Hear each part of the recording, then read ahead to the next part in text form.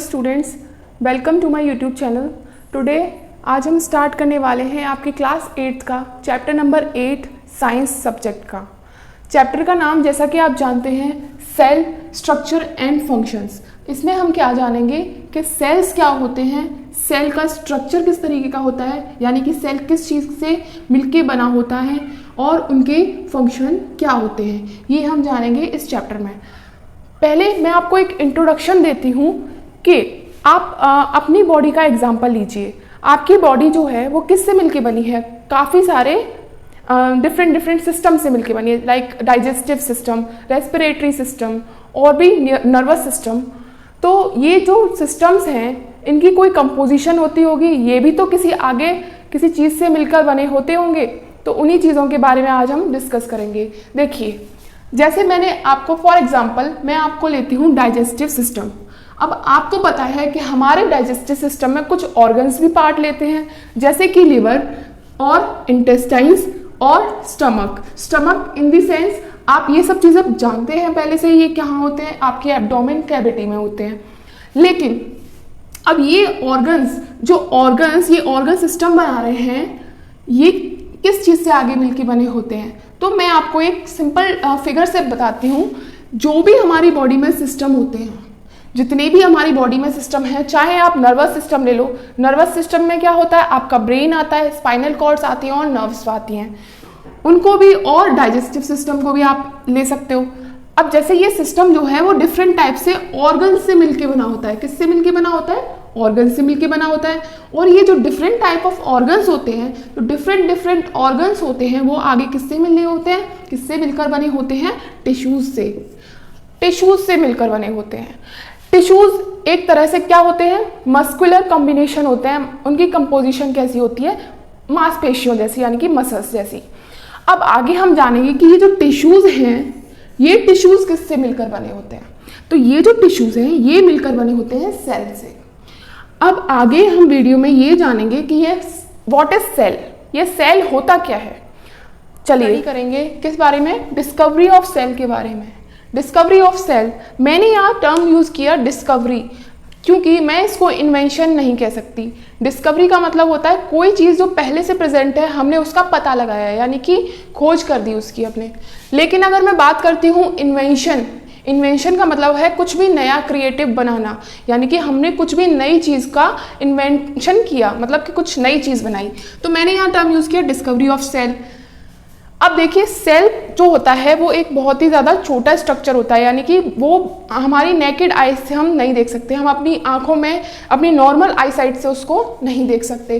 तो इसका मतलब क्या है? ये कॉमन सेंस की बात है कि माइक्रोस्कोप जो है उसका इन्वेंशन पहले हुआ था सेल से। ठीक है, तो मैं आपको बताती हूँ पहले जो सेल है वो किसने ऑब्जर्व किया था। तो क्या हुआ कि 1665 में एक साइंटिस्ट थे जिनका नाम था रॉबर्ट हुक। क्या नाम था? Robert Hooke. इन्होंने पहले क्या बनाया? एक कंपाउंड माइक्रोस्कोप बनाया। क्या बनाया? एक कंपाउंड माइक्रोस्कोप बनाया। और उस माइक्रोस्कोप की हेल्प से कॉर्क, यानी कि कॉर्क क्या होती है? आपने पेड़ की छाल देखी है? जो पेड़ की छाल होती है, यानी कि डेड सेल्स, वो उसको बाहर निकालता रहता है। छाल यानी कि बार्क के ऊपर वाला सरफेस। अब उन्होंने क्या देखा कि जैसे शैंपेन की बोतल होती है, उसको टक से खोलते हैं, उस वाली कॉर्क का यूज़ किया और उसकी थिन स्लाइस, यानी कि पतली सी स्लाइस कट करके इस माइक्रोस्कोप के अंदर देखा। कौन सी सन में देखा? 1665 में देखा। इसमें उन्होंने क्या ऑब्जर्व किया कि उनको दिखा एक हनी कॉम्ब लाइक स्ट्रक्चर, यानी कि आपने मधुमक्खी का छत्ता देखा, मधुमक्खी के छत्ते जैसा स्ट्रक्चर उनको वहां पे दिखा। अब आपको मैं बता दूं, इससे पहले कोई नहीं जानता था कि इनको क्या बोला जाता है, किसी को इनके बारे में नॉलेज नहीं थी। तो जो रॉबर्ट हुक थे, जो साइंटिस्ट रॉबर्ट हुक थे, उन्होंने इसको क्या नाम दिया? सेल। यानी कि इस छत्ते जैसे स्ट्रक्चर में जो एक जो बॉक्स है, एक जो उसका पार्ट है, उसको उन्होंने नाम दिया सेल। तो इस तरीके से उसका नाम उन्होंने रख दिया सेल। ठीक है, लेकिन इसमें एक प्रॉब्लम थी कि जो कॉर्क होती है ट्री की, यानी कि जो ट्री की कॉर्क होती है, वो क्या होती है? डेड स्ट्रक्चर होती है। वो कैसी होती है? डेड स्ट्रक्चर होती है। तो यानी कि ये जो सेल रॉबर्ट हुक ने डिस्कवर किए वो कैसे थे? डेड सेल्स थे। कैसे सेल्स थे? डेड सेल्स थे, हमें इतना पता चल गया। लेकिन अब डेड सेल्स की डिस्कवरी पहले हुई है, लेकिन अब हमें क्या, हम तो बहुत ही आगे एडवांस एरा में रह रहे हैं, तो हमें पता है कि लिविंग सेल्स की जो डिस्कवरी है वो भी हो चुकी है। तो अब मैं आपको बताती हूँ लिविंग सेल्स की डिस्कवरी किसने की। देखिए, रॉबर्ट हुक के बाद एक और साइंटिस्ट आते हैं, एंटोनी वॉन ल्यूवेनहॉक। क्या नाम है इनका? Anton van Leeuwenhoek. इन्होंने क्या किया, इन्होंने भी अपना एक माइक्रोस्कोप जनरेट किया, यानी कि इन्वेंट किया। यहाँ मैं अपना वर्ड यूज करूंगी, इन्वेंट किया।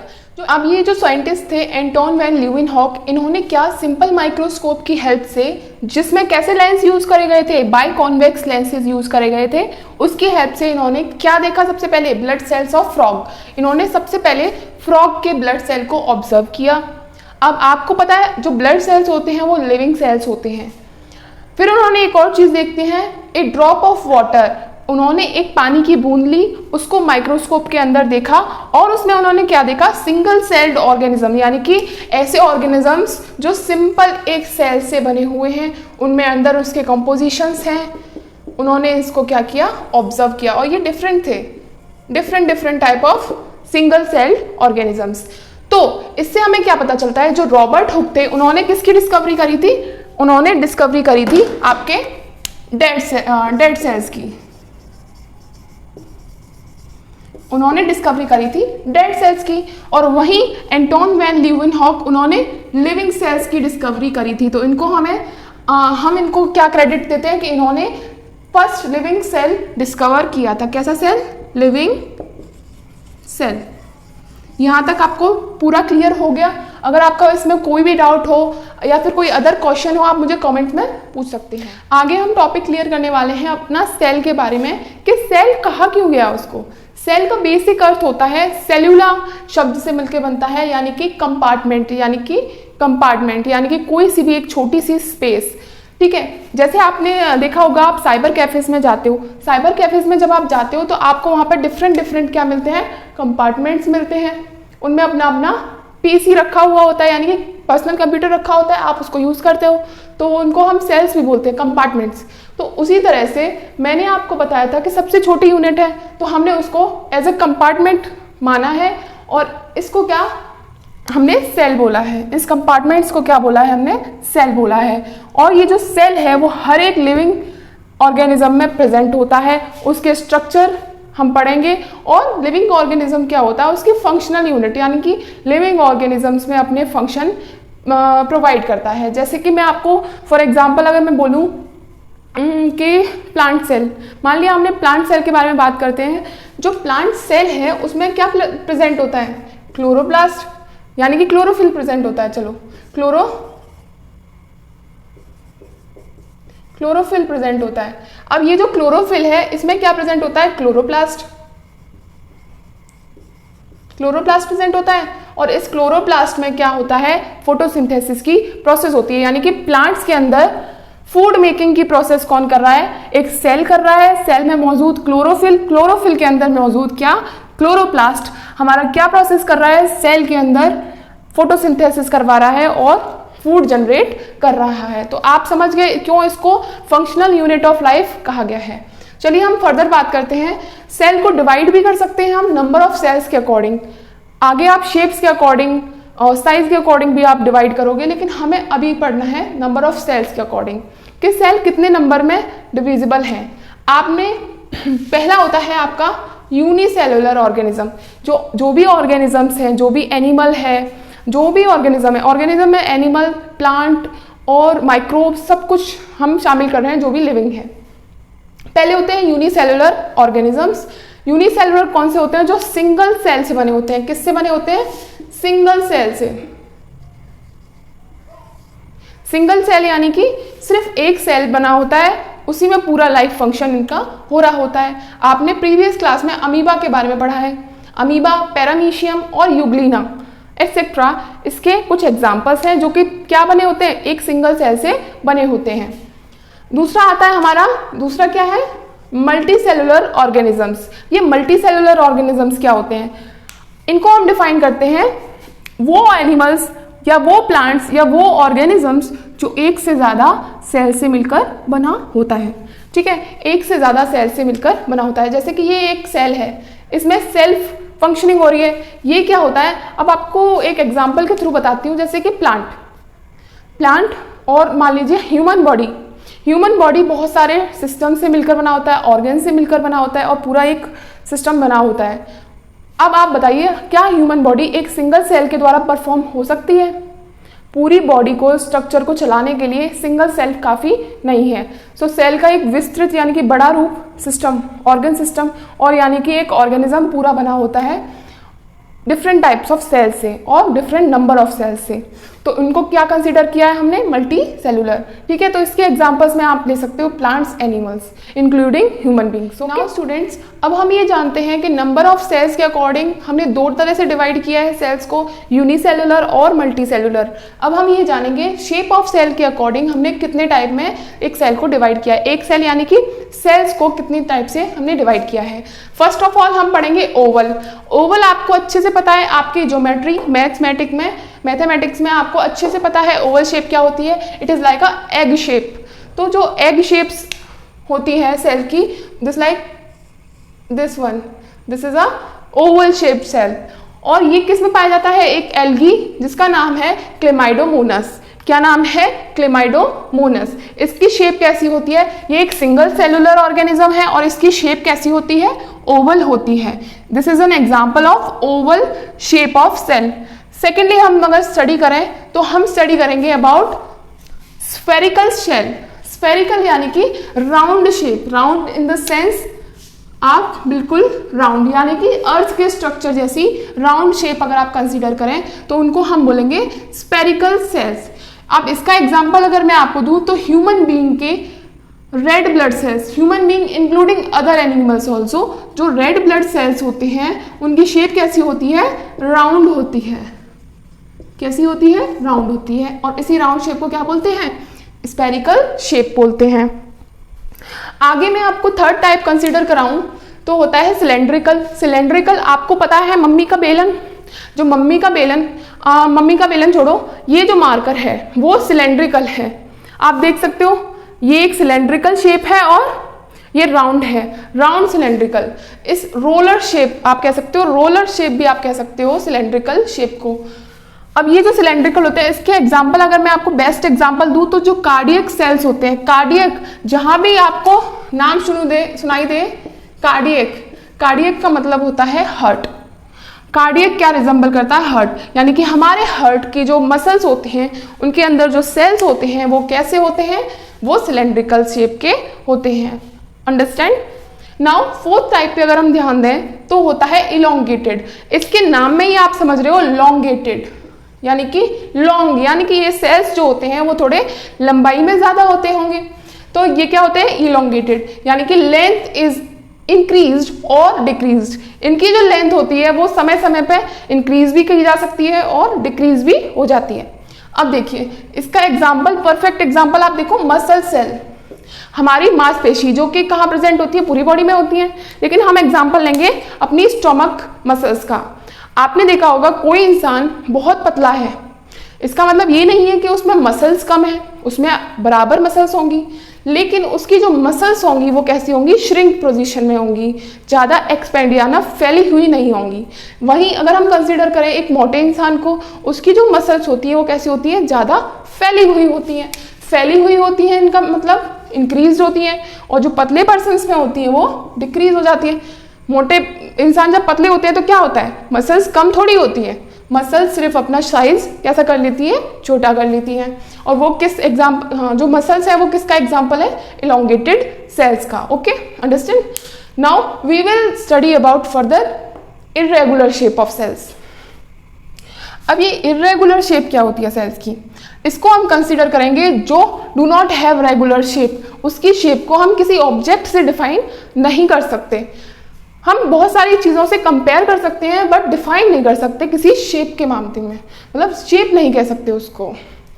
ठीक है, अब इसमें क्या होता है, आपको 3 एग्जांपल्स मैं दूंगी जो आपकी बुक में आपको दे रखे हैं। फर्स्ट है अमीबा। अमीबा आपने 7th क्लास में पढ़ रखा है। उसकी शेप कैसी होती है? वो इरेगुलर होती है पूरी तरह से। उसकी क्या निकली होती है? डिफरेंट स्ट्रक्चर्स निकले होते हैं, इनको हम बोलते हैं सूडोपोडिया। क्या बोलते हैं? सूडोपोडिया। सूडो का मतलब ही होता है फॉल्स, यानी कि फॉल्स फीट। फॉल्स फीट यानी कि झूठी आर्म्स निकली होती हैं, झूठे उसके पैर निकले होते हैं। इनके हेल्प से वो क्या करता है, अपना खाना होता है उसको कैप्चर करता है और अपना लोकोमोशन यानी कि अपना मूवमेंट एक जगह से दूसरी जगह तक करता है। अगर हम एग्जाम्पल लें यूग्लिना का, यूग्लिना क्या है? एक इरेगुलर शेप का सेल है। ये टोटल एनिमल है, मैं ऑर्गेनिज्म की बात कर रही हूँ। अमीबा एक ऑर्गेनिज्म है, यूग्लिना एक ऑर्गेनिज्म है, और जो पैरामीशियम की मैं बात करूंगी वो भी एक ऑर्गेनिज्म है, वो सेल नहीं है। देखिए, लेकिन ये बने हुए एक ही सेल से होते हैं, ये यूनिसेलुलर ऑर्गेनिजम्स हैं। यूग्लिना की शेप भी इंडेफिनेट होती है, उसको डिफाइन नहीं किया जा सकता। और वहीं अगर हम बात करें पैरामीशियम की शेप, ये कैसी शेप होती है? शू के सोल जैसी। कैसी होती है? शू के सोल जैसी। जैसे हमारा जूता होता है उसके नीचे का सोल होता है, उसी तरह की शेप होती है आपके पैरामीशियम की। ठीक है, अंडरस्टैंड? मुझे आई होप आपको यहाँ तक चीज़ें समझ आ गई। बच्चों, नेक्स्ट हम टॉपिक अपना कवर करेंगे साइज ऑफ सेल के बारे में। अब आपको पता है, आपने नंबर ऑफ सेल के बारे में पढ़ा कि कोई भी ऑर्गेनिज्म नंबर ऑफ सेल से डिवाइड किया जा सकता है। आपने शेप के बारे में पढ़ा कि शेप ऑफ सेल भी डिफरेंट हो सकता है। अब हम पढ़ेंगे साइज ऑफ सेल के बारे में कि ये कैसे डिफरेंट हो सकता है। तो आपको पता है कि जो सेल्स हैं वो इतनी छोटी यूनिट्स होते हैं कि उन्हें हम अपने आंखों से, अपनी नेकेड आइज से हम उनको देख नहीं सकते हैं, ये बात आपको पता है। उनको देखने के लिए हमें माइक्रोस्कोप की ज़रूरत पड़ती है, ये बात आपको पता है। तो जो सेल हैं उनकी जो साइज है वो किस में मेजर करा जाता है? किस में नापते हैं? माइक्रोमीटर्स में नापते हैं। किस में नापते हैं? माइक्रोमीटर्स। और इन्हीं माइक्रोमीटर्स को क्या कहा जाता है? माइक्रोन्स कहा जाता है। क्या कहा जाता है? माइक्रोन्स, जिसको हम इस सिंबल से डिनोट कर देते हैं। अब मैं आपको माइक्रोन की बात बताती हूँ। एक माइक्रोन कितना होता है, आप इससे अंदाजा लगाइए। ये आपका कोई भी रेगुलर स्केल है जिससे आप कोई भी अपना ड्रॉइंग करते हो। स्केल में आपने सेंटीमीटर्स देखे होंगे, 1 centimetre, 2 centimetre, 3 centimetre and further more. तो जो सेंटीमीटर्स के बीच वाली जो लाइन होती है, जो 10 पार्ट्स में डिवाइड होता है, उनको कहते हैं आप क्या? मिलीमीटर। क्या बोलते हैं?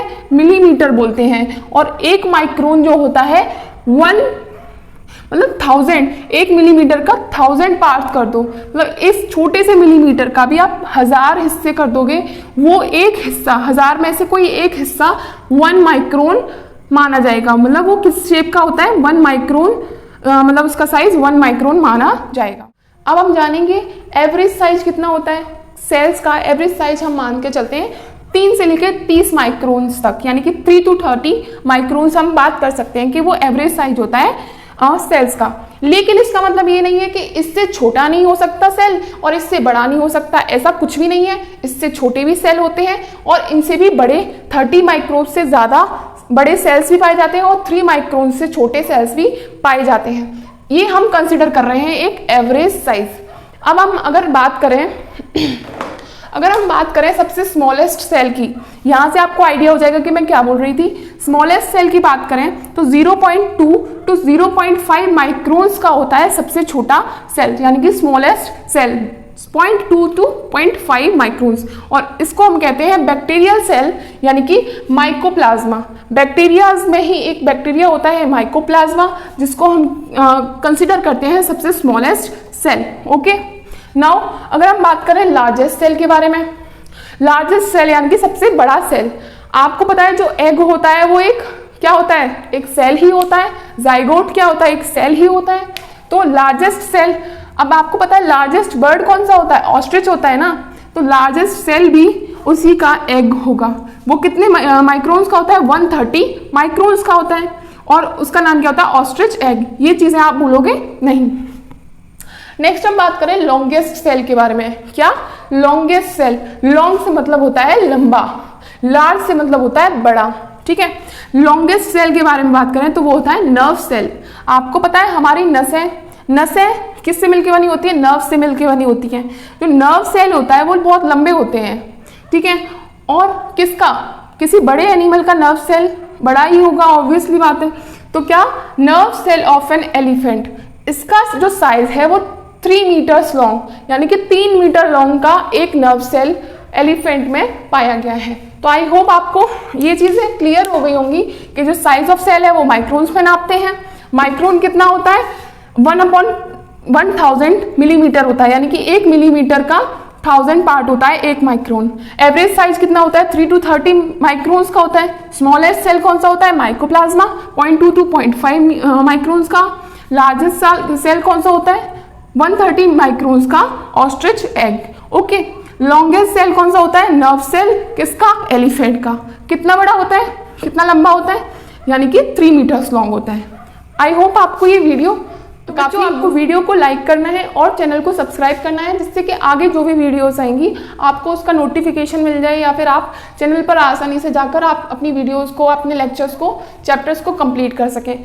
इसी तरह से हम आगे के सारे चैप्टर्स जो भी हैं, पीछे के भी, उन सभी को क्या कर लेंगे, यहाँ पे हम अपलोड कर देंगे, जिससे आप कभी भी, जब भी आपको टाइम मिलता है, या फिर आपके एग्जाम से पहले आपको ज़रूरत होती है, या फिर आप क्या हुआ कि आपने लेक्चर्स अटेंड नहीं किए अपने स्कूल में, तो आप क्या कर सकते हो, आप यहाँ से आसानी से उस चीज़ की इंफॉर्मेशन ले सकते हो। विदिन 30 to 40 मिनट्स आप पूरी इंफॉर्मेशन ले सकते हो। ओके, तो चलिए फिर नेक्स्ट पार्ट का वेट करते हैं।